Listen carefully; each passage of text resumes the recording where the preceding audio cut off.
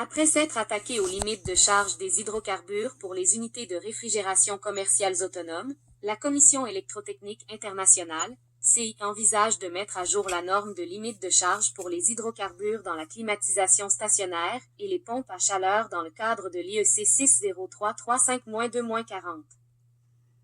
Nous espérons publier un CDV, projet de commission pour le vote, vers la fin de cette année, a déclaré Daniel Colbourn, consultant basé au Royaume-Uni pour GIZ Proclimat, se référant à un vote intérimaire par les comités nationaux.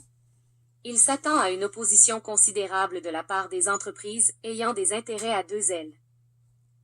Selon l'Environmental Investigation Agency, EA, le CDV 60335-2-40 pourrait aboutir à la publication d'une nouvelle édition de la norme d'ici 2021 à condition qu'elle soit approuvée en 2 tours de scrutin. La limite actuelle de charge en hydrocarbures pour les climatiseurs entiers fabriqués en usine et les pompes à chaleur est d'environ 1 kg dans un système direct intérieur, selon la taille de la pièce, et de 5 kg à l'extérieur ou dans une enceinte spéciale. Les mesures d'amélioration de la sécurité qui pourraient soutenir des charges plus élevées comprennent l'amélioration de l'étanchéité des fuites du système, la garantie d'un débit d'air suffisant dans une pièce et l'inclusion de vannes limitant les fuites, selon les normes internationales de sécurité en matière de climatisation, de réfrigération et de pompes à chaleur, un rapport 2018 de GIZ.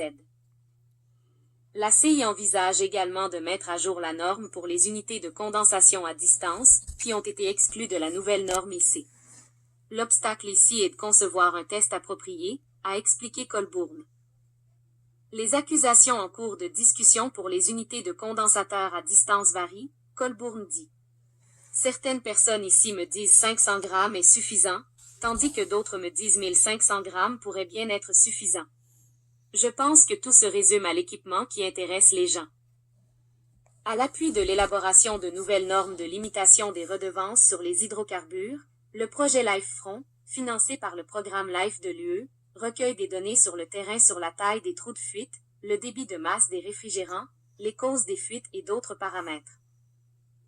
Le projet cible des normes telles que l'AN 60335-2-40, l'AN 378 et l'ISO 5149, en particulier sur la climatisation domestique et les pompes à chaleur.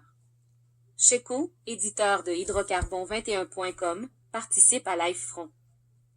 Pour lire l'article complet de couverture du magazine Accelerate à partir duquel cet article est extrait, cliquez ici.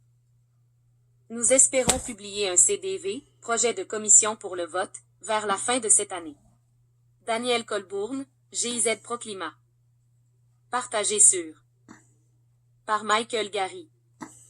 Août 2013, 2019, 23h. R744.com